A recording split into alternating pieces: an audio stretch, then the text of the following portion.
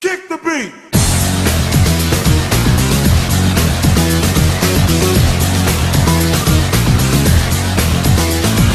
Hey everybody, Sean McInnes here alongside Josh Olin from Treyarch, who's here to talk to us about Call of Duty Black Ops while we're here at Gamescom 2010 in Cologne, Germany. Josh, thanks for joining us. Thanks for having me, Sean. How are you enjoying Gamescom? I'm enjoying it quite thoroughly. Thank you for asking. So let's talk about the demo that you guys are showing here in Germany. You know, the two levels that you guys are showing could not be more different. Very sort of subdued, very sort of tense stuff going on there, but also a big bombastic helicopter battle, right? Yes, that's a good way to describe it, actually. It's going to be on the back of the box. Yeah, what you described, though, is called pacing.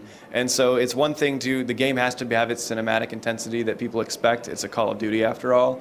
But you can't have non-stop white-knuckle, edge-of-your-seat action the entire way through, or it's going to get monotonous or boring, or you're just going to be exhausted. So you have to pace in the right amount of tension-building moments and stealthy sequences maybe that help develop more story and again bring that player back down in their emotion level, and then of course open it back up and throw them back into the thick of it. But yeah, that was the purpose of the demo. I'm glad you took that away. That we wanted to show off that pacing. Anything I can do to make your job easier, Josh. So the helicopter sequence in particular, we've seen a lot of vehicle stuff in the Call of Duty series before, but that's mostly on land stuff, not a whole lot of stuff up there in the sky. Right, and exactly, and that sticks true to the philosophy of Black Ops, which was bringing fresh, new experiences to the player. We don't want people to think, oh, I've already played this. It's a long franchise, lots of games, lots of great games in it, but players want something new. So taking full control over a helicopter for the first time, aircraft in a Call of Duty, I mean, that's awesome. And we went to our designers and we told them this is what we want to do. But it can't, it has to be a Call of Duty helicopter. It can't be like a flight simulator. It needs to be very intuitive and smart. If you're a Call of Duty player, you just need to be able to pick up the controller and play it. And that's what they delivered on.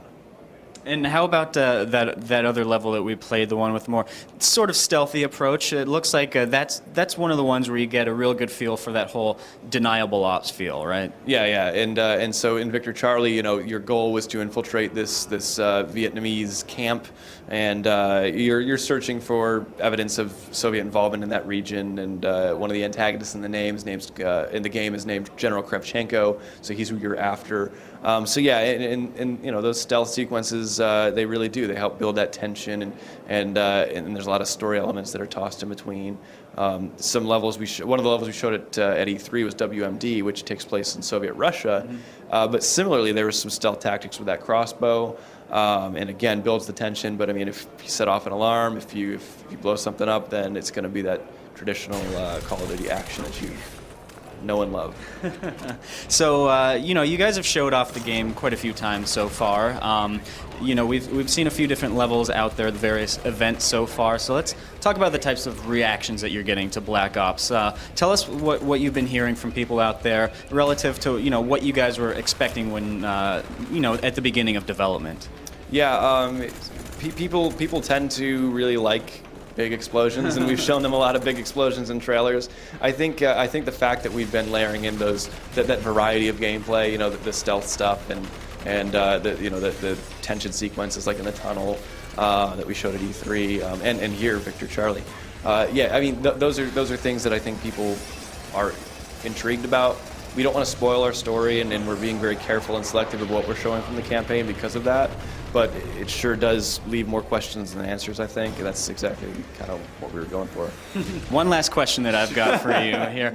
When is Black Ops going to be out in stores, and what are the platforms it'll be out for? Yeah, Call of Duty Black Ops will be available November 9th on the Xbox 360, the PlayStation 3, the PC, and the Wii, and the Nintendo DS. All right, Josh, thanks a lot. Thanks. So there you guys have it. That's your look at Call of Duty Black Ops. Keep an eye out for more Gamescom coverage coming your way.